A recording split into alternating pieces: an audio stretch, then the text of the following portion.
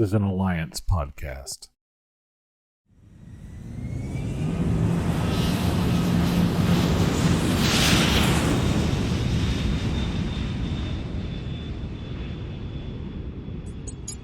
Welcome to another episode of the 44 Podcast, soccer podcast for us, by us, talking about the intersection of life, soccer. Got your boy here, Greggo here. Greggo. My arm's still, a little tender. Got my shot. We pushing through. God,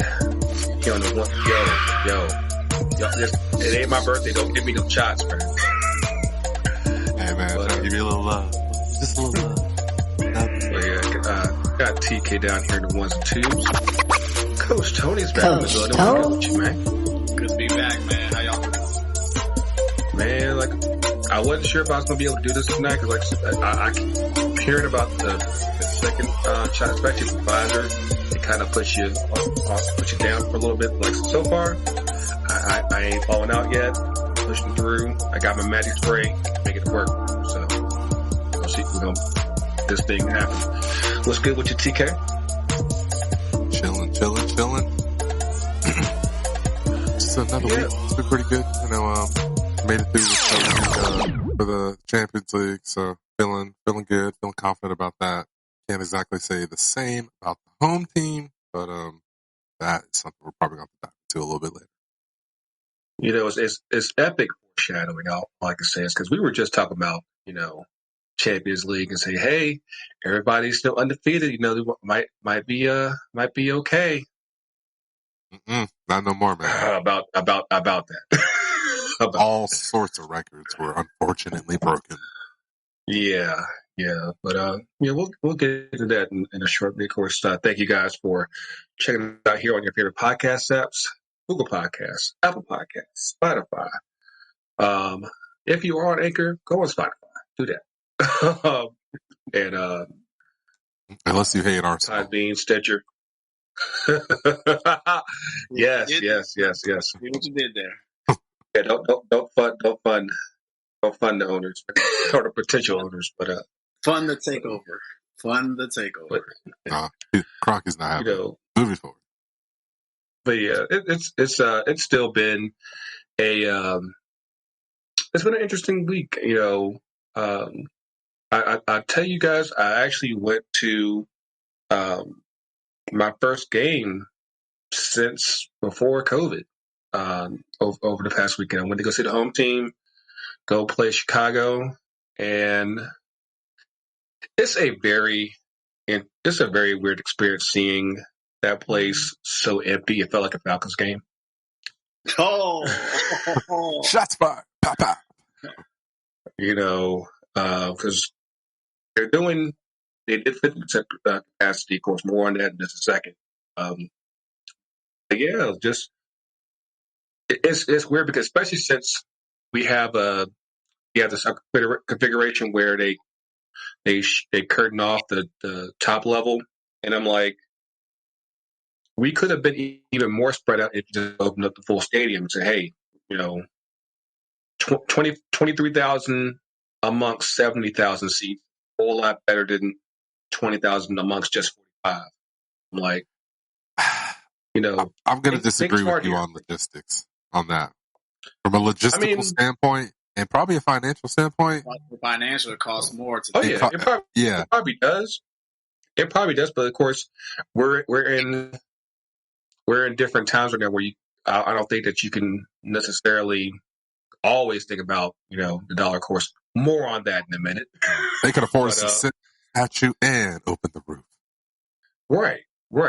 But I think that I know this much. I would not do it again if I could help it. Ooh. It just I did hear that from Greggo. I did not think I heard that from Greggo. Yeah, that's I did it once. I did it once just to get the feel of it to see how it would be. But other than that, I'm like, yeah, I'm good. Like I'll holler at y'all when the stadium opens back up, which apparently won't be that long from now. So, all right. Before we even get a little further, was this in the mind state of having your shot or not having your shot? Of course, I already had my first shot, so I wasn't really particularly worried about that. It was just more so like especially when you go to a League United game, I think for a lot of people, you go for the atmosphere, you go for that, that crowd, that vibe, and all that. And when you're in a much smaller crowd and you're having to work a little harder to catch all the chants and hear what's going on, it just the atmosphere just felt kind of spaced out to where it. I can't quite. It's like Luther's curl. It just wasn't going quite right.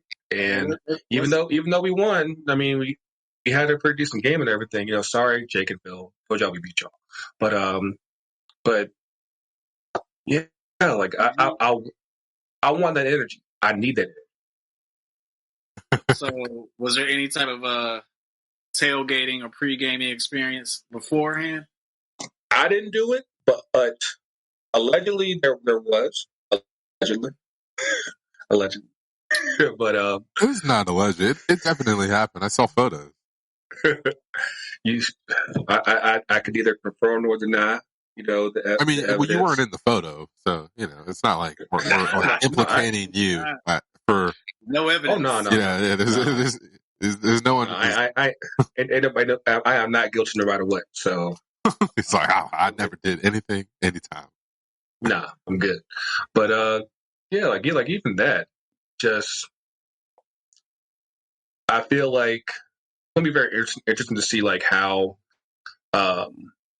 things adjust when the stadium opens back up, especially from a tailgate perspective, because of course it just came out yesterday that construction on the Gulch where everybody would normally tailgate, that construction's about to begin there, so the Gulch is out. So, and for anybody that doesn't know the layout around Mercedes-Benz Stadium, there really aren't a lot of parking lots beyond the Gulch that are like right there by the stadium like that. So, the closest ones are like probably like across the street by the Vine City Martin or CNN parking deck.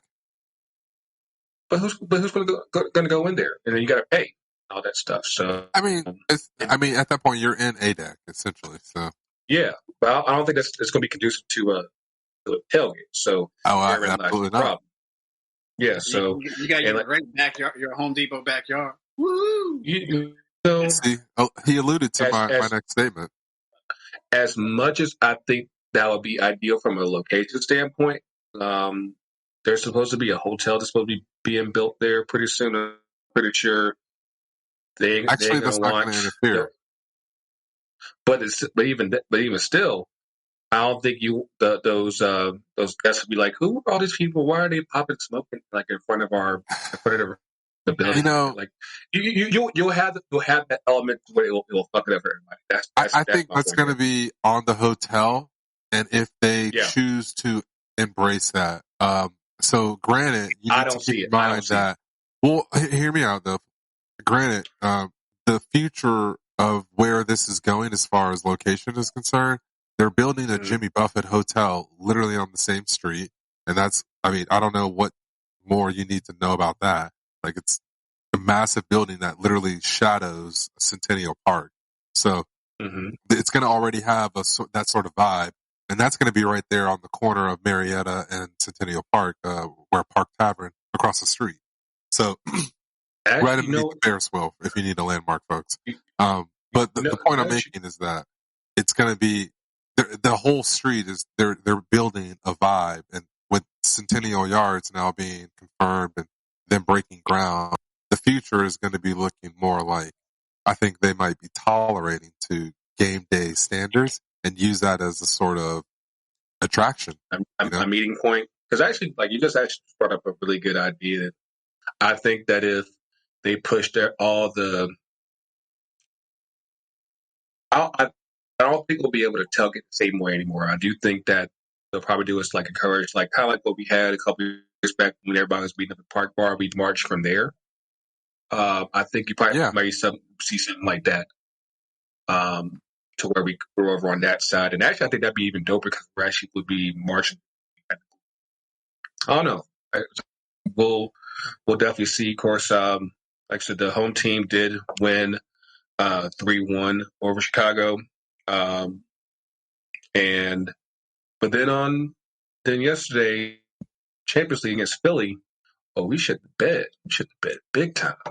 And losing 3. I don't think we ever even lost that big at home like that. And all right, so we how many goals was that? 3. So what would be a 3-word review for that game? Joseph ain't ready. That'd be mine. Tony? Well, it seems I didn't see the game, but from the descriptions that I've heard about the game, 3-word description.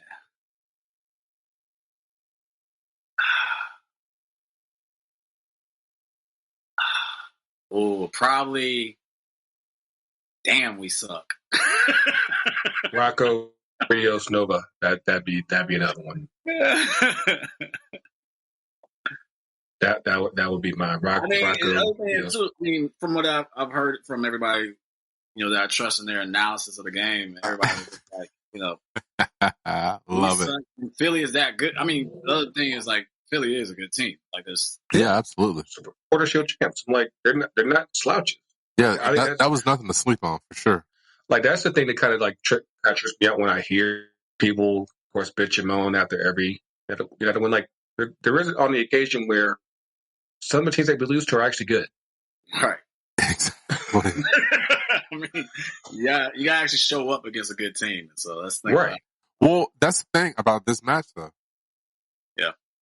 I mean, I feel like if you a microcosm of this match is like we completely dominated the first half, So if we take our chances, 3-word review on my behalf, this game is a totally different story. Oh yeah, I think that are you a big fan of Andre Blake, Tony? Yeah, definitely. Yeah, like IG. Yeah, like he's part of the Black keeper. MLS Keeper of the Year last year. I'm like he's not a slouch. I'm like honestly, I'm beyond shocked that he's still in MLS because like he's been that good for some years. And he's a rude boy, a real rude boy. Isn't it? Who was he the best keeper of the year before? Not the year before. But yeah, he definitely was last year. But I think he's won it multiple times. Yeah, that's what I was getting at. Essentially, This guy is not just won it once. He's been consistent, and he definitely kept Philly in the match. But without his stops, definitely could have gone our way in the first half. But yeah, I mean, they're definitely a case of like where a keeper can keep you in a game, and then you just have to wait for the right opportunities to take advantage of it. And I refuse to say his last name because he doesn't have any syllables. But Casper from Philly, I mean, he just wiped us clean in the second half. Yeah, absolutely. And he actually said the same thing you just mentioned in his post-match comments, basically about keeper kept him in the match, and that they took their opportunities. They had to wait. They knew that their opportunities would come, and they took them. That was the difference. Yeah, absolutely. And I don't want to say that. Like I said, I don't think it was a bad game for us. I just think that going back to my 3 words, Joseph ain't ready. And I think that I don't know if any of you guys ever watched this movie Just Right with Common. And the movie goes, he's playing in the NBA. He tears up his knee. He's got to recover. But when he recovers, he's still in his head when he comes back, and he's not playing like he should. And to correlate that to what's going on with the home team, you have Joseph, former MVP. You expect a certain level from him, but he's coming off a knee injury, and he's playing like he doesn't have that confidence. And I feel like until he gets that back, I don't know like what it's going to take for him to get there, but until he does, it's like we're playing shorthanded. As I could tell like with the shots that he did have, like I think he only had like 2 the whole game. He didn't have that confidence that, hey, no matter what I'm shooting, it's gonna go in. And of course, we didn't have the vet Lissandro Lopez. His father passed away. Condolences to his family. Well, Greggo, let But, me comment on that, Greggo. Like, what's up? someone who's gone through major knee injuries himself and major Achilles injury as well too. You know, no matter how much rehab you do and how much practicing you do, like the psychological aspect of it, there's no way to really like anticipate when that recovery is going to happen. Actually, I mean, anybody who's gone through major injuries and try to come back and play at that same high level, they will all tell you that the hardest part actually is the psychological part. And, right. There's nobody can tell when Josef is going to click where he's not thinking about it. That's the key thing, is when you're not thinking about it. It took me like another full year before I stopped thinking, when I realized I was like, oh, I'm not scared of hurting myself again. I'm not afraid anymore. and that's the thing that, as fans and, of Josef and everything like that, that's something that fans aren't going to understand. At the end of the day, right, the results business. And if he's not producing, people are going to start acting weird and stuff like that. But, I say, again, this is really early in the season. He just came back. He came back faster than people expected. So you got to give him some time, Absolutely. I think that given how the game went, it might be too late as far as saving us for Champions League, but at the same time, MLS. Like, if I 15 could teams interject, make the playoffs. What's up? There is actually a stat that says, I think in the last 5 to 6 years in Champions League,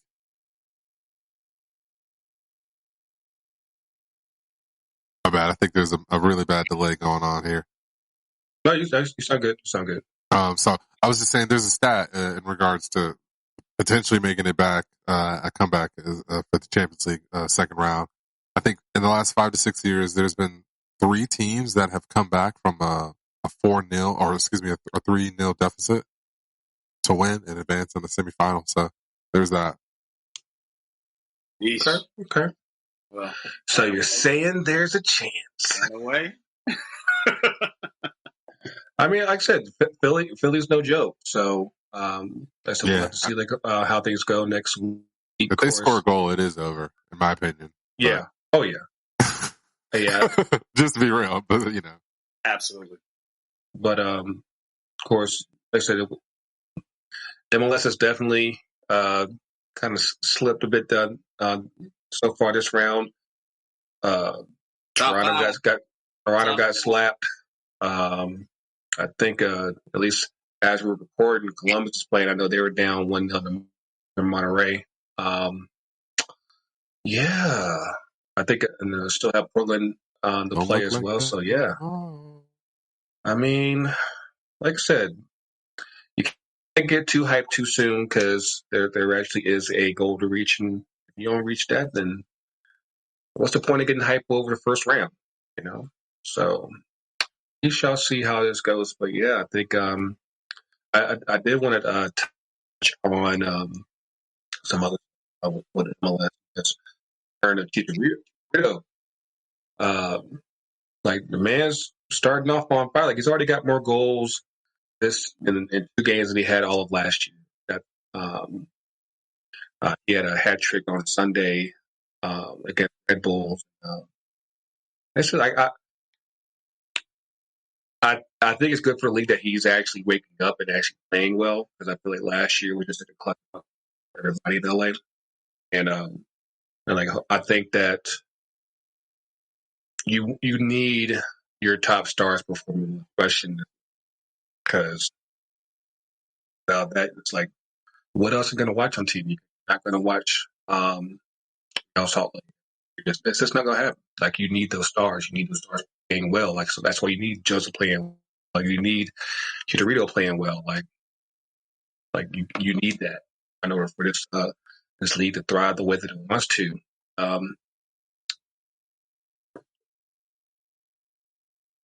First, I've been, of course, last week was after the whole shit and I was hoping that I was going to be on last week, but he got busy and everything. Shout out to Christian Polanco for joining us last week, but I wanted to get your thoughts on just the madness of Super League, because actually I ended up having more thoughts, but I wanted to get your thoughts on just everything that went buck wild. I mean, I think that, obviously we've done a lot of Monday quarterbacking from this scenario that popped out, but it was definitely an interesting week.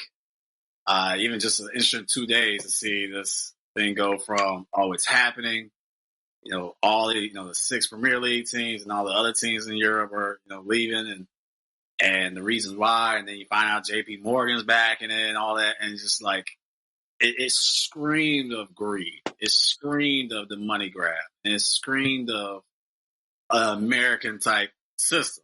And of course, as we know, came out was like, all the owners who backed it were, not only American. I wasn't a fan of the thought or idea. Do things need to change? And, as far as, their whole premise or they think their purpose of it was to say, well, the whole system needs to change. And I understand that argument, but the pathway that they were taking, it was a horrible. That shit was funny. It was a that horrible. Shit was funny. Well, here's the thing that was interesting, though. Mm-hmm. And when we talk about, exactly what our show is about, the black culture in soccer. And the reason why I was busy these last couple of weeks, we were actually building these garden plots at our soccer fields at West End. And so I've been doing a lot of Home Depot runs and everything. And I was at the Home Depot off Cascade, predominantly black Home Depot. As we're checking out, the woman's reading my Soccer in the Street shirt and everything like that. And she's like, oh, so you soccer? And I was like, yeah. Because I had the Vine City jersey on. And it said, I need one, by the way. I know. See, the drip, people are liking the Vine City. Yeah. The Vine City go hard. No, but she's like, oh, there's soccer in Vine City. I was like, yeah, we've been doing that and everything like that. She was like, oh, okay, that's awesome. She's like, now this is an older black woman. She's easily like mid-50s, late 50s range, right? Mm-hmm. And she goes, the second thing she brings up, she's like, did you hear about like some type of league they were trying to create when all the big clubs were like trying to get rid of a competition and stuff like that? And I was like, no, say word. I was like, yeah, I think I heard something about that. And she was like, yeah, she was like, all these people are just greedy. They just greedy. I was like, you know what? I like you, sister. I like you. I was like, that's crazy that, someone who is not a soccer person, not interested, that they knew about how big of an issue this was. I mean, the fact that you got prime ministers getting involved, it was crazy to see that it really shook up, the media. It shook up any decent fan who keeps somewhat of an eye on soccer in the world. It was definitely a roller coaster trip. And now, obviously what's coming out is like these new amendments to these leagues talking about like, yo, if y'all try that shit again. Oh yeah. Hey, don't do that shit. So, like, but here's the thing, and like, I don't know if, like, how can you have those teams that are in the Super League effectively still compete in their domestic leagues? Because here's the thing, they're not qualifying for the Champions League. You can't really say, okay, I finished first, but I'm not really the champ, and I'm not going to the Champions League, but I'm beating all the teams that would be in the Champions League. And let's say out of the Premier League 6, let's say 4 of them end up top 4.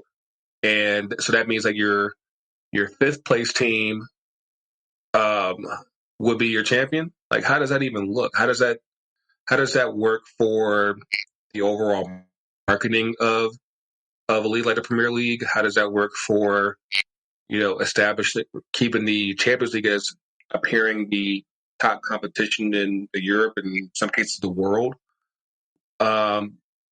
It fucks up your whole shit because basically you're saying, okay, these teams have enough money to basically beat down everybody else to the powder, but they're the ones that are going to the Champions League because they're who's eligible. It just doesn't work. It doesn't. But if it's a double-edged sword there because those leagues need those big clubs, but at the same time,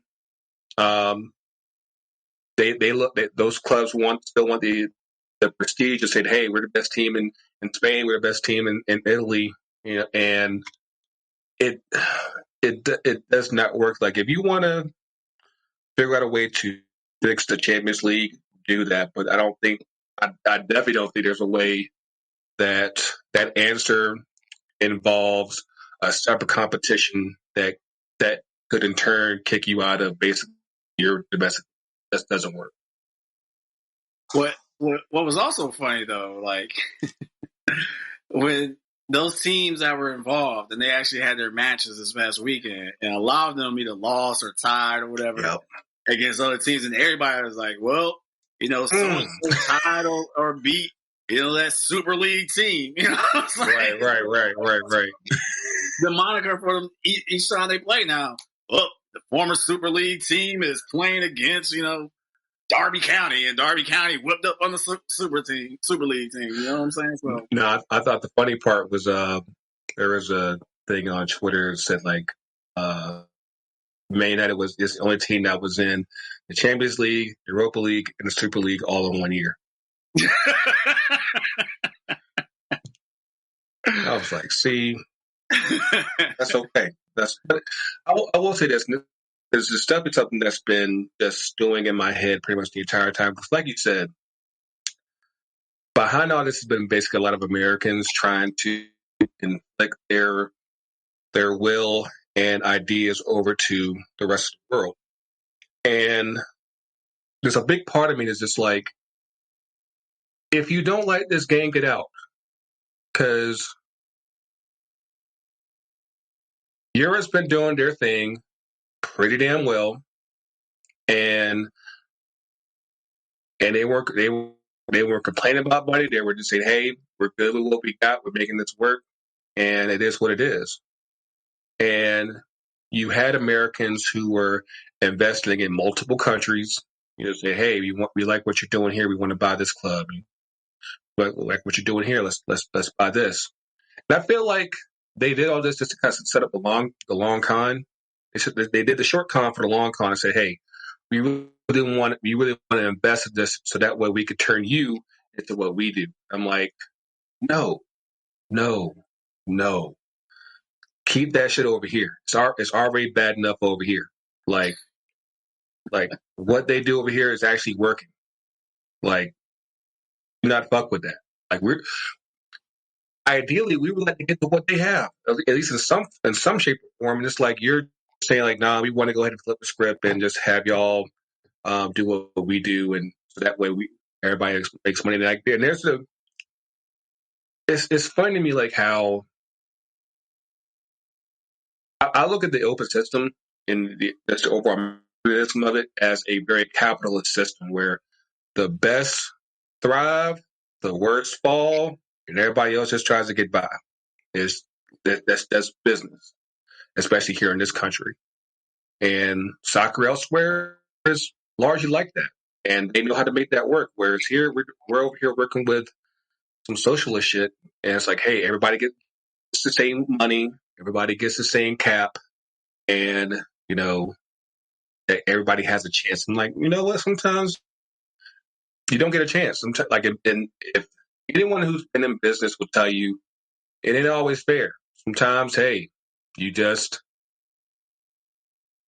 might be lucky if you get by, and some people might have a good idea, and suddenly they turn into Spotify and try to buy Arsenal.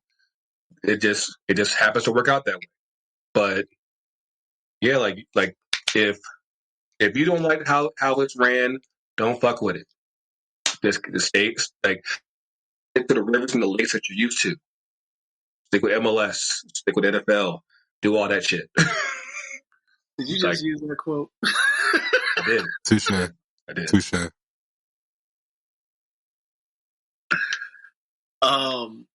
So it sounds like you're in support of promotion relegation. In case you haven't heard. I mean, but it's funny to me because, like, I don't know, like, how often we've talked about it in recent episodes. Of course, there's a lot of rumors talking about MLS and Liga MX merging. And my worry is that if you don't let one happen, but you let the other happen, it's going to be a lot of flack, a lot of pushback from the other side that doesn't get it. And I was on Twitter a few weeks ago, last week, and Dennis Crowley, for those of y'all who don't know, he's an owner of a club in Nice called Kingston, and he's part of the one of the lawsuits with U.S. Soccer. They tried to open up the system, and as part of the lawsuit, they said that he went to the court of CAS, the big arbitrator globally and everything, and basically what they ruled was that FIFA is allowed to apply their rules as they see fit. It doesn't have to be across the board for everybody. They blend it with it. And I'm like, you're basically opening the door for another attempt at a Super League at some point. You're opening the door for this whole shit to get fucked up sooner rather than later. Like, because it didn't happen now, doesn't mean that there might not be another attempt at some point. And at some point, you're going to be like, it's going to be even offered that you're using it, and there's no going back. And just in the way that this has all been set up, I just don't see how that'll be good for everyone. But yeah, like it actually almost had me thinking like we should do another episode. but yeah, can we recognize an American over in Europe that's actually doing something positive? What's up? No, wait. You think, TK, I'm going to say something about your man, your squad. Nah. I'm recognizing Zach Steffen, our brother. You know what I'm saying? Yeah. Aha. You see what I did there? We got to give props and kudos to our man, Zach Steffen. He's going to win a trophy. Yay. You're on that shade, man. Look at him. The man got a trophy. Got his clean sheet. You got to be proud of him, right? No? You're not proud of him? Yeah. No, he deserves it. Mark one up for the culture. Mark one up for America. And then keep it moving. Shout out to Downingtown, Pennsylvania. But I will say that apparently he definitely has some backers on the city squad, because apparently they were considering putting their starting keeper in final, and they were like, "Oh hell no! Like, you said that Steffen would be our cup guy. Let him finish his through, and otherwise there's gonna be some furniture tossing." And Guardiola said the whole locker room was in support of Steffen. Like, if you don't go to work, you want to be able to reward that and say, hey, like let them finish this out. So that's one thing that I guess City can say that you did right for a change. Because I don't. Just to kind of finish up on the Super League shit, because it was first Chelsea and City that pulled out, and their owners are already filthy fucking rich. They're already filthy fucking rich. They don't need the extra 300 mil like that. They don't. And so, of course, as soon as you saw that backlash, you said like, "Oh my God, this is going to just ruin everything." They were like, why would we be a part of something that's only going to divide our fan base? Like, why? Like, you saw all the the protests, everything. Like, of course, mind you, the only team that didn't have a protest in England was Man City, but I think that they just saw it, called a spade and spade, and said, like, if this is not going to be popular, why would we be a part of this? Like, we're already good on money. We're not broke. We're not near broke, so we don't really need all this. So they went ahead and pulled out, and then the rest of the England teams pulled out. Over in Italy, they went ahead and just ruled to say, yeah, you can't join no breakaway shit. If you do, we going to the fish, going to the fishes. Yep. So, like, of course, you got Real's president. He's still like, turn the machines back on. This isn't over. Like, he is not quitting. He is not quitting his stance on that. I'm like, it's not England or Germany's fault that things are so ass backwards in Spain that, y'all crying broke, Barcelona's crying broke. I'm like, y'all did that to yourselves. Like, y'all need to fix that. Y'all need to fix that. You need to fix your own shop first before you start breaking up everybody else's shit. So do that. But the club signed binding agreements. They will all be in the Super League next year. Like, luck on that. Good luck. But there was another positive though out of this situation. Mm-hmm. No more Ed Woodward. Yo.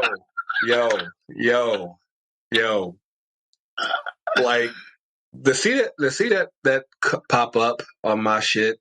I think it was like that Tuesday. I was like, every United fans been begging for him to go for the longest time. I'm like, this is what it took. That's why I'm like, I'm not so mad. I'm like, there was something positive to come out of this situation. There's a silver lining here. I was like, this took entirely too long to get him out. Of course, mind you, we actually do have a technical director now. So, like I said, there just might be,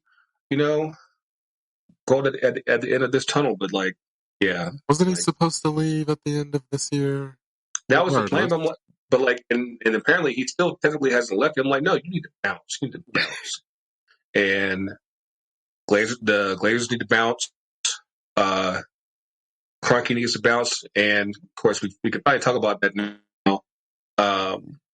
For those of y'all who are listening on Spotify, you might be funding the potential new owner of Arsenal, because the CEO of Spotify, Daniel Ek, apparently a lifelong Arsenal fan, and say, you know what, I am willing to put my money down, get my chips together, and make a bid on Arsenal. And mind you, it's not only his backing. You got Henry involved. You got Bergkamp involved. Who else? Vieira's backing this too. So it's like, you got Spotify and the Invincibles about to just take the shit over. I'm like, that's not enough though. You have to have a willing party who wants to sell. That's true, but forget like how Arsenal works. It's like they have to like vote to allow a sale, but I think Kroenke has enough of majority to where it's like, yeah, if he doesn't want to, you're kind of stuck. Right. Yeah. I think that you just keep, if he says that $2 billion ain't enough, say, hey, let's go 2.5. 2.5. There's gonna be a price involved there where it's like, okay, I will sell. I think there'll be maybe just under $3 billion.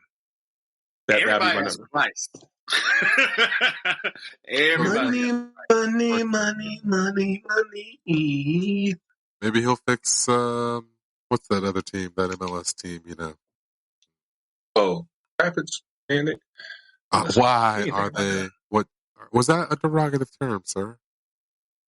It's the first letter of T. Colorado Rapids. Crap. Oh, see what you did. Respect. Moving on. All I know is if he's making this bid, my Spotify premium account better not go up in price, man.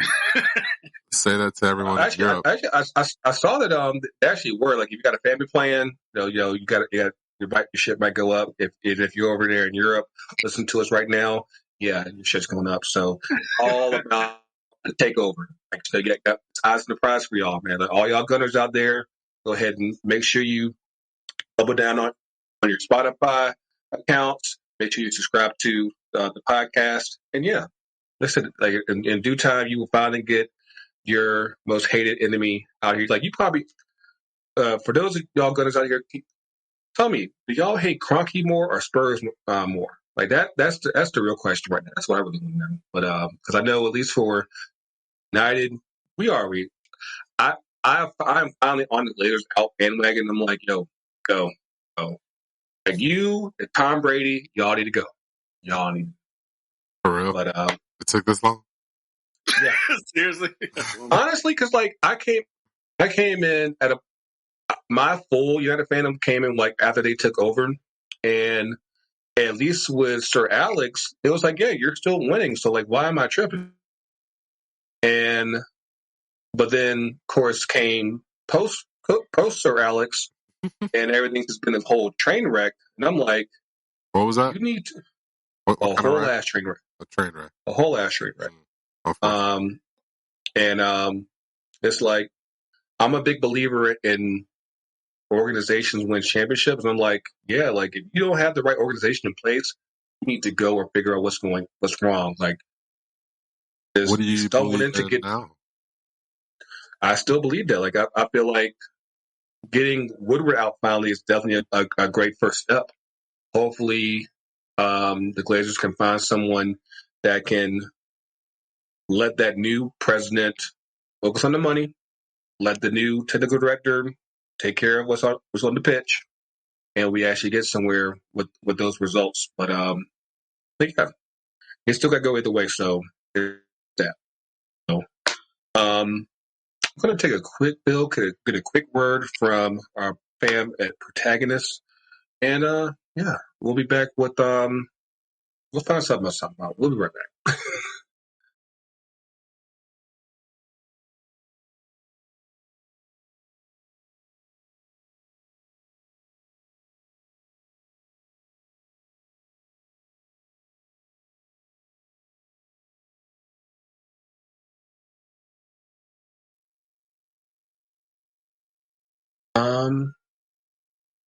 Yes. Shout out to our fam over at Protagonist. Hopefully you guys have been checking out Shea Butter as well as just there. And then also our homies when Not Kick It. And we are it's funny like how seeing and communicating with everybody, especially in this so-called Black soccer podcast circles and everything, like it's very funny to see, like, especially to see it grow. In case you haven't done so already, check out Can I Kick It podcast. Last week we had a women's supporter roundtable with various supporters around, the country and everything. And I said it was a very cool conversation. I know that Yogi was able to put together. If you haven't done so already, check it out. Of course, check out all the past episodes of Can I Kick It, and all that. But yeah, your boy, TK, you are a step away from the Champions League final. How you feel about that? Fantastic. That's how I feel. I called this. I feel like maybe 2 months ago, I called this. So we y'all saw the finish of Falcon. Tony, seriously? You saw the have y'all seen the end of Falcon and Winter Soldier? Yeah. Nah, I actually watched like maybe 2.5 episodes, maybe even 1.5 episodes, but nowhere near finished. So you saw like how I'm gonna go ahead and just give you a quick spoil. Spoiled. Yeah, he's not even forgetting to spoil it. Just tell it. yeah, Exactly. because you know how we've been clowning Pulisic, the past few months over his supposed political right, and I feel like the perfect nickname has finally come about. He's U.S. agent. U.S. agent? Yeah. Yeah, that's I guess that works. yeah because you try to be Captain America, you realize that wasn't his lane. He's U.S. agent. U.S. Well, agent. I mean, I'm not sure if it sticks. We'll see. Yeah, It probably won't be. That's what we're gonna call him, U.S. agent. U.S. agent. It's not a good look for him either way, though. Yeah. I'll tell you who was looking good. Captain America. Oh, you gonna say Mindy? Mason Mount. Oh, of course not. Here we go. Every time we talk about obligatory. Dude, hey, the guy is a legend in the making. I'm just saying, everyone wants to talk about Phil Foden, and I think it's awesome because he's just taken the entire spotlight off of Mason Mount, and he gets to flourish underneath that. And I'm telling you, dude, if England don't get to the final of the Euros, Southgate is fired. I think it'd be fight either way because the final and the semifinals are in Wembley anyway. But I think that, of course, COVID kind of jacked this all up. But I feel like from the run that they had in 2018, the squad is there for them to make a pretty decent run. And the squad is there for them to make a pretty decent run, bro. Yeah, these guys are pretty much all in the peak of their careers. If England don't win the Euros, I don't care about any other team. If England does not win the Euros, it's a total failure. It's seriously, it's going this is it. I don't care all the talk from 96 or 2000. None of it matters. If they don't win this summer, it's a wrap. You know how Bomani Jones always does his Atlanta rant? Yeah. Atlanta sports rant? Yeah. Y'all can keep on being on that England national team narco. Hey, it hits different for me, man. It hits different for me. I grew up in the country. So I definitely get it. I definitely get it. And I definitely think that compared to obviously the Beckham generation, Gerrard, Terry and all that, I actually do feel that the talent is there now to where they can make it. Of course, my big thing is I don't think Harry Kane is the guy to lead that team. I don't think he steps up in big games. Just like how he did in the League Cup final. But hey, another one. But yeah, I think outside of him, the squad is there. Maybe like him and figuring out the position. Those two are probably a big question mark. Outside of that, I'll take my chances with it. So would you put Dominic Calvert-Lewin in a striker? I put Rashford. That's just. I was going to say, where you going to have Rashford on that? Where you going? Yeah, I like how both y'all motherfuckers scratching the back of your head. Well, I'll play the Man United player, please. No. Front of the line, thank you. Oh, you're valet. I got you. I feel like you have a top forward at a top club that typically steps up in big moments. That's what you need in a big tournament. So I'm not going for a guy that's on just under top four, mid-table-ish type of club. I want, if you have a player, top club, stepping up nearly every week, that's who you go with. And especially since they have enough answers on the wing, put him up front and let him run. That would be my thing. And then from there, like I said, if you got a keeper, because I don't think Pickford's the answer at keeper, but at the same time, can you really trust Dean Henderson to be that guy since he's not starting? I think you might be able to, but at the same time, he doesn't play enough to where you know for sure. I agree. Yeah, But the problem there is that there's not nearly enough English keepers playing regularly to really, you don't really have a big pool to really choose from anyway. So there goes that. But I do think that the talent is there for them to do it. Of course, I don't think we got into it last week. I know that just happened this past weekend. Hansi Flick, the coach of Bayern, he's moving up to the German national team after the Euros. Julian Nagelsmann from RB Leipzig is taking over at Bayern. And then, after much consternation, the past couple of days, it looks like our man Jesse Marsch is taking over at RB Leipzig. Wow. Like, you know, I didn't realize that the Red Bull benefits were that lit, you know? Like, you know, first I'm in Jersey, then I'm in Austria. A couple years from now, I'll be assistant manager.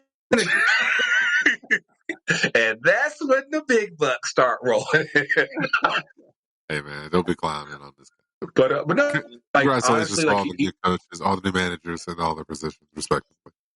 But yeah, I definitely it's definitely a big step for Jesse Marsch to you've actually been able to see that ascension from 5 years ago up to now, and you obviously he's putting in work, and I think the funny thing there was that he turned like Spurs wanted him, and he said no, and because of course who wants Spurs right now? Like, no, serious? That's a really good segue, my friend, because I wanted to delve into the topic. Perhaps maybe we can even do just a quick dunk, if you will. Where do Harry Kane and Hyueng-Min go? Because they both deserve better, and that is a fact. So let's be, you know, in that kind of mindset, if we will. I think that the current Spurs generation is pretty much done. Like you guys, of course, they spent so much time with Pochettino that, you know, they pretty much given up most of their prime trying to win something with him, and that didn't work, and things definitely didn't work with Mourinho. And so they still have an outside shot of a top spot, but it looks like it's probably not going to happen. But I think that I think Kane goes to Man City. They'll be looking to replace. Oh yeah. Huh? English players don't sell like that out of England, so no. He's not going. They don't need him they don't need a guy like him at Real Madrid. They don't need a guy like he's not going to fit at Barcelona. Of course, they're broke. Bayern. He goes to Bayern, and they actually give him a trophy, and they dominate. They would. Tell me I'm wrong. I can see that kind of thought. At the same time, I'm not sure they're giving up on Lewandowski just yet. Oh no, but that's the perfect thing. They have someone to transition, and it gives them a couple more years to segue to fill that gap where they actually can find a young striker to take over. That's the thing, though. Like I think for a guy like him, like you're going to want a guy that he's going to want to play. And that's what I'm saying. He'll have time to though. The age gap, I can't remember what it is between him and Lewandowski, but if there's enough time. If he went to Bayern, it would work out. It really would. I see what you're saying. I don't know about that. I'm telling you, man, it'd be a two-headed hydra. It'd be like those old stories they tell about the ships and the sea. That's if you think they can play well with two because like consider like everybody they have an attacker at Bayern. I don't see where he would fit. Right in the front. You have Harry Kane. Got being had it, bud. But where are you putting Lewandowski in that situation? Because you still have him, you still have Sane, you still have Gnabry, you still have Muller. Like you have to find somewhere for all of those guys to fit, and I just don't see where they would all fit. They're rotating, man. Lewandowski's on the way out. Miller's on the way out. Like we know. I see where you're going with that, TK, and it's not a bad idea. Especially since they just changed coaches. This is the perfect time. Seriously, I just wonder about, again, Greggo actually had a good point of, the success of Brits going, to different, competing European leagues. Everybody can't be actually young. Right. That is a very solid point. Yeah, they don't do too well. They don't do too well in other leagues. Actually, of course, they probably wouldn't have the money for them, but I'd actually say, depending on what happens with Holland, I see Dortmund, but they probably don't have the money. No, I don't see Dortmund. No, Dortmund, they're always buying young. Yeah. They have a model. Harry Kane's too old for that system. Yeah, that too. Nah, I think stylistically, I think he could fit, but actually, I don't think they would. He would be a luxury that player. old. It'd be easier for him to go to England. Or, Italy. Excuse me. I could actually see that. Italy would be club in Italy would be a dark horse. Of course, Milan already has Zlatan. They just extended him for another year in the 40. That one wouldn't be impossible, but I think he'll stay home and it'll be Man City because that sounds about right. Because I think they want that. They probably want the feather in the hat of having the England captain. Well, but as far as Son goes, if United doesn't get him, they're fucked. Well, back to the Kane. I think that it's also a perfect time for him to come over to MLS too. You know what I'm saying? Ooh, that's a fucking. All this considered, if he comes in Miami, hell no. They couldn't pay him enough. He couldn't be the designated player of the league to come to Miami. Seriously. He would probably love Miami, but and plus, he might have some competition from a certain Barcelona team to get there. But if perhaps he'd be close to Brady. If the national team wasn't so stuck on Harry Kane, it actually wouldn't be the worst idea for him to come. Yeah, the FA won't let him. Yeah, the FA ain't gonna happen right now. No, it's he's gonna factor in into the World Cup. After that, it's fair game. 22 World Cup. Yeah. Yeah, after that, it's pretty much you're slow, everybody else is fast, games, and you're odd one low. He has Peter Crouch. He has an amazing Peter Crouch was good for what he was. He wasn't the guy leading the front line all the time. He came out the bench and did his thing. Harry Kane is basically you're saying that he is the face of the team. And of course it doesn't help that he's also captain. But he he doesn't step up. Like I say, you saw it last week in the League Cup final. Saw it a couple years back in the Champions League final. He does not step up in the World Cup when he choked against Croatia. Does not step up in big games. Does that happen? He needs to go to a team where he isn't the biggest player. Then he will succeed. He probably will. By that point, he'll be too late. Bayern is written on the wall, man. If he doesn't go to Bayern and just break the English model, because you're right, there's not a lot of English players who have been incredibly successful outside of the league of England. So that's a fair point. I think he can do it though. I do have faith in him and that much. But circling back around, of course, we got Champions League first leg. Of course, you notice our background is very PSG focused. They were doing good until about the 70th minute, and all of a sudden they just shit the bed against Man City and gave up 2 goals. They got red carded, and now they're down 2-1 going into the second leg in Manchester. So are we looking at an all England final? Honestly, I prefer that, but they're not down and out. PSG. I don't think down and out. I don't think they are.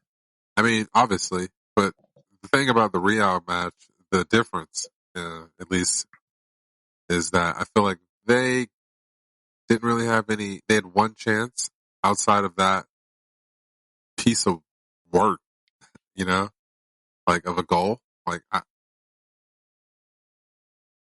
seriously, No, I'm totally agree with you.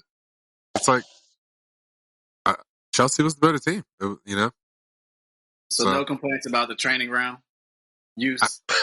Yo, I can't wait for Real to get back to their state, the Bernabeu. Because like they're getting playing at Stadio Stefano for the past like year and change. Because they're renovating the Bernabeu. And basically, you're playing at it's a very nice MLS stadium. That's about it. Of course, everything's exposed, so like when it rains, everybody gets rained on. Everybody down yesterday. Yeah. I feel like it rained in all the matches at least once, or probably 3/4 of them. Semis, but CONCACAF, and European League. So what are we thinking next week? All England, or we might have a comeback and one of them. What are y'all thinking? What I hope for is a PSG Real final. I know TK don't want to hear that, but I do think PSG definitely has the capability of coming back. I cannot. I'll be damned. Man City can't. We can't have them going to the finals. We can't have City go into the final. I'm sorry. No. I mean, I think that wouldn't be bad. It keeps the coefficient in favor of England. No. But I know you guys get butthurt about it. Y'all can make the final and help that out. But yeah, we don't need City in there. I mean, I hear you. You have an issue with that. But I think it would be even better for City to lose to Chelsea in a final, a European final, bro. And after the way that they came back and dominated the league this particular year with this particular squad, for them, this is their bogey. And I mentioned this maybe 4 or 5 episodes ago, but this is like, seriously could be like, this is what they do. They get to the top and then they just miss that last handle.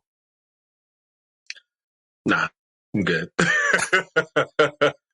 Ain't having it. No. Nah. Not one bit. Nah. But I mean, choke. I mean, PSG are some chokers too. So I mean, yeah, that's true. That's true. I just like honestly with the way they've done so far in the knockout stages, like you were thinking, at least especially with that first goal from Marquinhos, that maybe this is it. Maybe like this is they're a team of destiny this year, especially after how they beat Bayern, but. And just like it really was like 10 minutes of just like they just really did shit that it can't be PSG because of Pochettino. I mean, you ain't exactly wrong. You ain't exactly wrong there. So I mean, yeah, like so they don't deserve it. Pochettino, I mean, he's a person who doesn't coach to win trophies, right? Remember? That's the thing. Right. Well, there's that too. Yeah. It's not about trophies. It's about the experience. Not about trophies. I mean, that's nice to put on your CV. I've been to 2 European finals. There's a lot of prestige in the Champions League final. I stood there in that stadium. Been there on that day. But you know what's better? Smell. Ooh, tell me, Greggo. What's better though? Winning. Winning. So that runners-up medal doesn't suit your fancy. Doesn't. Not even a little the white's not the same. It kind of bends. Not even a little bit. Like you take that shit off. Right. They put a piece of chocolate in it. TK. It's just it's a dud. Like but you would never know it because as soon as you put it on, they put it on you. You was like, no, get it off. Get it off me. Get it off me. I'm done, son. But you guys out here listen to us on YouTube or on your podcast. Let us know what you think on the social media on FTC UTD. Who do you have winning in the second leg and going through to the final? Let us know what you think. But yeah, just a quick store update. Orders are going out as far as name sets and such. I didn't really get a chance to talk about this last week, and I feel absolutely mortified that I didn't do this already. But our our team scarf. Yes. Of course, shout out to our partners over at Die Hard Scarves. Shout out to Tony. Shout out to Tony for this one because It was Miami. last year when he went to the coaches convention up in Baltimore, he brought back this scarf that it was like a summer scarf, but it didn't feel like the same silky one that just kind of slides all over the place. And I was like, what is this? Like, tell me more about this material. It basically feels like a jersey, basically. Where it's like typically you would so let me give Tony the. Is that like a dry fit? Yeah, kind of like that. It's like typically the summer scarves that most people have, it feels very silky. It kind of slides all over the place. Whereas this one, it feels more like a jersey, so it definitely doesn't feel as slick. And that was something that I was like, yeah, like I want to have something that if we're gonna do no scarf, it's something that feels good to the touch, feels good, however you want to wear it, around your neck, around your waist, or on your arm, whatever. Greggo, are you telling me this scarf is not going to make my neck itch? It won't. It won't. Ooh, what a claim! Let's put that on tag. But yes, we still got a pre-order going on until this Sunday, May 2nd. So make sure after you pay mortgage, your rent done this weekend, get you an FTC summer scarf for the home team. Even if you don't rep Atlanta United, rep the culture and get the UTD .myshopify.com. Thank you for our model, Tony. Give him a hand. That's fantastic. Thanks. But yeah, let's get up and with 2 up and 2 down. TK, what you got? See, you had yourself big and you shrunk yourself. I was like, that was not conducive to the flow. You whatever, man. What you got, man? All right, so an up. F1 Miami. F1 Miami. Formula One is coming to the United States more than once in one season. That's going to be fantastic because Miami is not too long of a drive, but a pretty short flight. And so that'll be definitely a short flight. A really great experience. Yeah, I think it's like 2 hours or something. But I took Spirit, so it could be different on Delta. And he survived. Yeah, I mean, right. It was like there's no snacks. I'm gonna get pretzels or Cheez-Its. Like, you just make sure you get here. After that, hey, if you guys don't know I love Cheez-Its, hit us up. Wink, wink. Moving forward. F1 Miami. So Formula One's coming to Miami. It's gonna be a great time. It's gonna be right there at the stadium where the Dolphins play. So our Hard Rock Stadium, I believe. Yeah, something to that effect. So yeah, it'll be great. F1's becoming more popular in the States with the Americans. Yeah, so thanks to Netflix. Shout out to Netflix for the Drive to Survive documentary. To shout out season 3 if you haven't checked it out. I implore you to go do so, but I also implore you to start at the beginning, get some context. My next up is going to be shout out to Apple. First, I appreciate y'all doing that that forward chair split last year, and I appreciate you dropping these new iMacs. They look so similar to an iPad Pro and those Magic keyboards. So I don't know which one I'm gonna potentially do since they apparently have the same chip in them. But shout out to Apple. Stuff's looking real good, and I think they reported some profits this quarter. If I read that notification correctly. But yeah. And then my down is going to be Sky Sports. It just like kind of got under my skin. I don't know why, but enough to screenshot it, I guess. But at the time of the final for the Carabao Cup last weekend with Man City and Tottenham, shout out Jose Marino. Could have been there. Could have been. Yeah. Sky Sports put up a graphic for the manager head-to-head. So I'll paste this in the area, or maybe in this area. I'll overlay it. You'll see it. Point is, the graphic was a manager head-to-head between fucking Pep Guardiola and Mason Greenwood of Tottenham Hotspur. Correction. Ryan Mason. What the hell? Like, what a complete waste of time. You know how many games Mason's managed? 2. Guardiola, almost 700. Why? Why would you even do that? How many wins has Guardiola had? A little over 500. Mason, just that last game. The one for this one, because we're counting this one. How many major trophies? Well, you know, this is the only final I've ever been in. Who was the intern that did this? I would like to know their name. This is why I watch credits, but, you know, they don't give you this much information on live TV. So, anyway, that's down. It was just, what a complete fucking waste of time. Find something better, more informative, put some sort of statistic, put some sort of history, you know, like, give some sort of education that's going to be fulfilling, but, like, this kind of shit is dumb.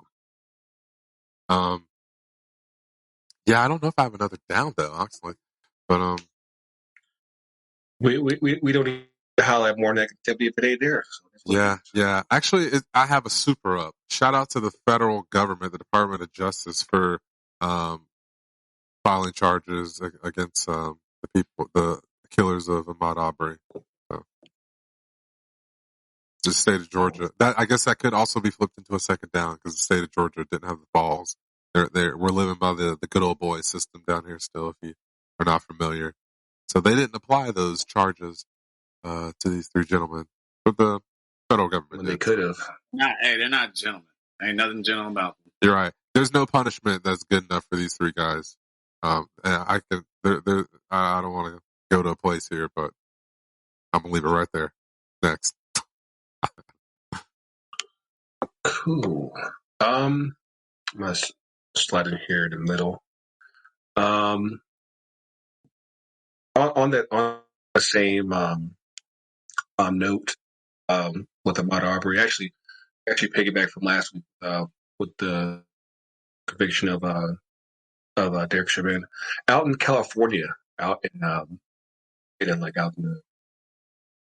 there's a man, Mario Gonzalez, who was booked by a law enforcement in the same exact scenario where placed his knee on the guy's 5 minutes and died.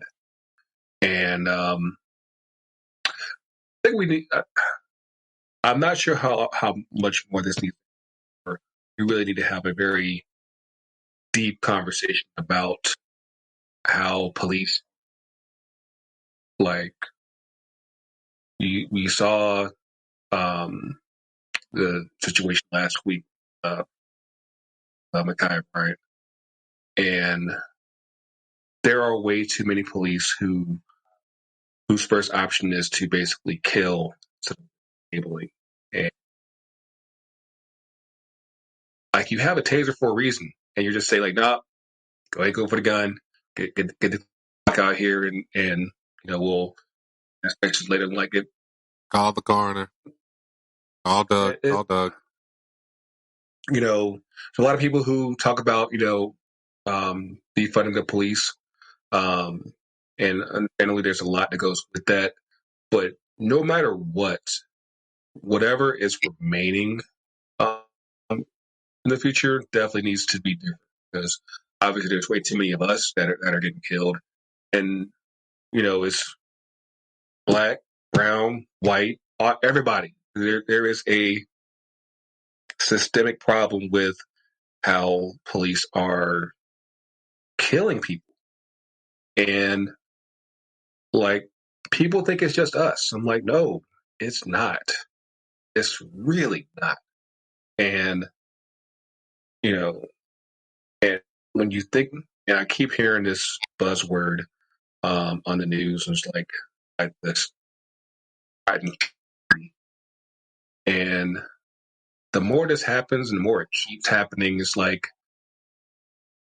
it basically comes down to, like, you know, one, how these policemen are trained, and then of course, and then you go beyond that and say there's cops who just don't know how to deal with people of color or deal with people. Period. They don't know how to deal with conflict, and it's honestly just like, it's only the end of April.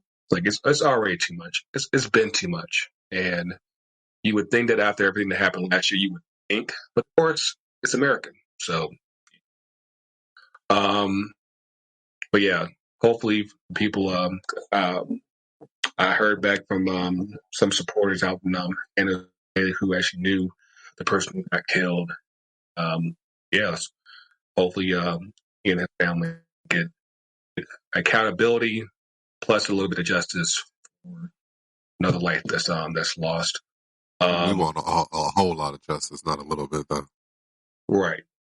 Like it's all about accountability. I'm like, can we just?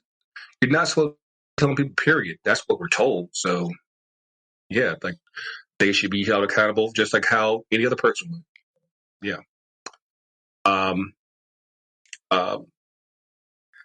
In case you haven't noticed by now, I'm giving every last down I can stand to the Super League, every last one. Like that's just a bad idea. Like, and again, I'm pretty much convinced at this point that most American owners who get involved in soccer just don't get what soccer. It's not just simply a business. It's actually, in many cases, communities are involved, and people. It's not just an asset for most people around the world. Like how we do sports here is different, and it has its space, but for the most part, these are community groups. They started as community groups. May United started from a group of railway workers. Like these are all very local, community based groups that just happen to just go global and all that shit. But you go to where those teams started from, and they'll give you a whole different aspect as far as where those teams come from and who they are. And that's something that should never be lost. And hopefully at some point we can learn some of that here. And realize that every community has its own flavor. Like I said, like we say in our shit, the culture's everywhere. That means that goes for the clubs as well. So yeah, Glazers need to go, Conquer needs to go, all the Bucks need to go. As far as my ups, again, I'm about to be up in the streets again because I'm vaxxed up. So, I'm going through the streets this summer. I'm going through the streets. He's like, my thing. But yeah, it's been a long year for everybody. So hopefully you guys are, if you have access, work on getting these shots. And most of these vaccines are very highly effective as far as keeping you from getting COVID, as Tony can attest. That's not something that you want. So whatever you can do to avoid that, get the shots, stay masked up. Even though we have teams that are going back to full capacity pretty soon, stay masked up. So yeah. Other than that, I ended up talking about last week. Of course, last week was the 9th anniversary of my mom passing. And, let's try to, stay in growth every year, and hopefully, she's proud of what I'm doing, or at least trying to do. Be positive, try, do the right thing as often as I can. Not always perfect, but, I try to at least think in a good way. He's always missed, but yeah, that's really all I got. Yeah. Tone says, "Been so long." What you got, man? Wrong way, TK. There you go, TK. Get your direction. I had to sling you, man. Chill. Oh, you were I had to sling right. you. Come on. Now. Whoosh. A visual effect thing. Lo siento. Yes. All right, so I got I guess 2.5 ups. I'm just keeping it positive, right? So first positive is this evening I was actually able to sit on a panel, not sit on a panel, I'm sorry, watch a panel by this new program that's being started. It's called Strategic African American Retail Track, called START. And it is coming from basically the purpose and idea of Black ownership within Black representation and ownership in the sneaker industry. And it was a very informative event and definitely learned a lot from people who are in the game and who've been in the game, worked with Nikes and Pumas and Adidas. And this is all now coming out of athlete's foot. And so the whole idea of this is basically, as I love to hear about how, people always talk about crabs in a barrel, especially with our community and our culture, but instead, actually crabs, if you crawl up on each other, we can keep on lifting each other up, we can get out of the barrel, right? Essentially, that's the mindset that's going on with this type of program, because through this discussion, to find out as much of a buying power that the Black community has, especially within retail, especially within the sneaker world, we have less than 1% ownership within that. And so, trying to empower and uplift people who are either interested or already involved in those markets, they're looking to do that with this program. And so it was pretty cool to see that and witness that discussion this evening. So I want to give a shout out to Athlete's Foot and the people that are going through it and putting this program together. So that's first thing. And try to check it out. I think hopefully, I don't know if they have, I really honestly don't know what their social media presence is and website thing is tracking on that, but it's called START and STAART. So check them out. And my second up, a couple weeks ago, we had a guest on here, Mr. Jeremy Salley.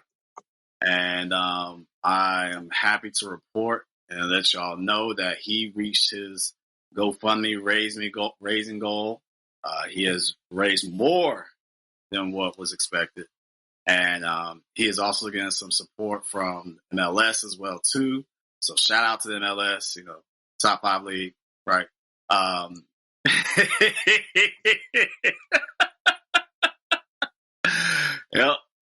They top 5 are doing that. So, shout out. Are we recording? Yeah, I know. Greggo, did you record? What's in this cup, man? Yeah. No, but really happy and proud of Jeremy for what he is able to accomplish, and can't wait to see what this young brother does in this FIFA Masters program this coming fall. A special thank you to the Cap County.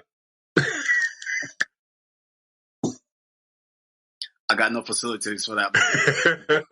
I'll be sure to paste that over your face. I'm not even. I told you I'm keeping it positive right now, Greggo. Keeping it positive. All right. And then the other half is the half up is, y'all remember the Chappelle skit where he's got Arsenio Hall, and Arsenio Hall's at the Wine and Cheese, and he's like, "Why y'all tell me the cheese is good?" That's how I feel about Snowfall. Why did y'all tell me that Snowfall was so good? I just been binging it like crazy, and I do have to say that it does compete with The Wire as far as Stop. I said compete. I didn't say it was better. I'm just saying compete. All right. I think you would do better. And it's not positive. Hour. Don't bring my positive down. Okay. Do not bring my positive down. It's like IMO. Thank you. And respect. I hear you. But yeah, I've been binging that like crazy, and so it's always good when you find a good show to like, oh snap, look at the time. Oh man, I actually gotta do work.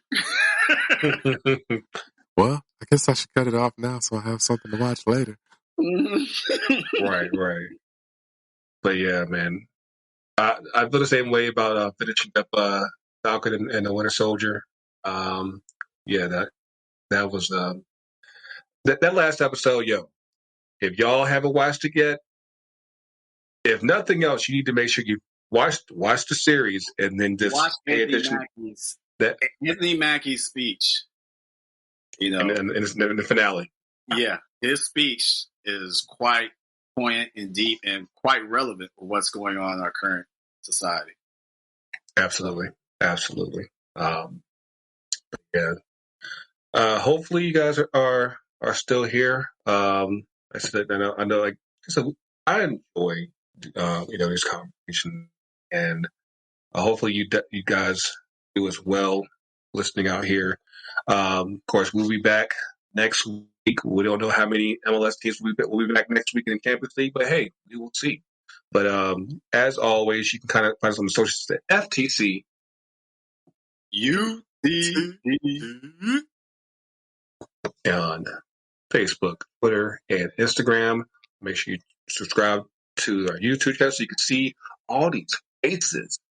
Chocolate smiling face. And this French vanilla one up. But we got a couple latte here as well. Of course, make sure that you get at the FTC summer scarf before this Sunday. Of course, this week the home team plays New England. So Gino, you're next. You're going down. Greggo, can I get a hookup at the FTC store? Got a code, dude? Actually, on the scarf itself, now that you mentioned it, you can get 15% off on the scarf with the promo code United. So, like I said, the pre-order runs. So, yeah, 15% off the scarf until Sunday. And, this is I'm really looking forward to these to come out. Hard for a while on this one, and I think it came out great. Which on our socials and everything. But until then, it's been real, for me, for Tony, for TK. We'll see y'all soon. Apparently sooner rather than later. Thanks to the state of Georgia, culture is real. Culture is everywhere. No matter what they say out here, stay masked up. Don't get sick out of these parts. See y'all soon, and we out.